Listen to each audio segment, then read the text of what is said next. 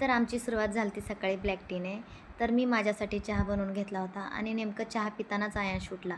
मग मी चहा पिते म्हटल्यावरती तो काय शांत बसतोय का? मग त्याला पण दिला चहा.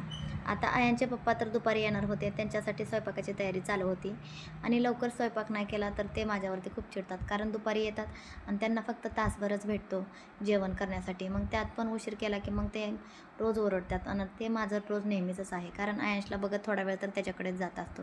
मग भाकरी तर बनवून घेतली, इकडं भाजी बनवायला घेतली आणि आयांशचं चाललं होतं, मम्मा माझ्यासाठी काय बनवते? तर म्हणलं तुझ्यासाठी पण बनवते मी स्वयंपाक, कारण आयांश भाजी काय खात नाही. मग आमच्या दोघांसाठी भाजी भाकरी घेतली होती.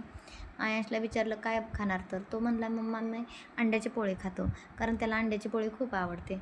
मग इकडं स्वयंपाक करून घेतल्याच्या नंतर आता म्हणलं वरती टेरेसवरती जायचं होतं, कारण ते मी तूर उन्हात वाळू टाकली होती.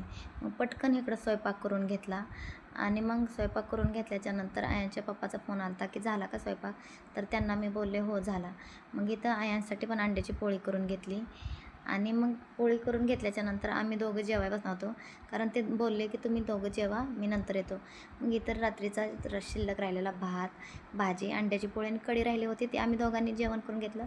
जेवण करून झाल्याच्या नंतर सगळं आवरलं आणि आयांशला पण थोडंसं हे करून घेतलं, त्याला आंघोळ घालून घेतली.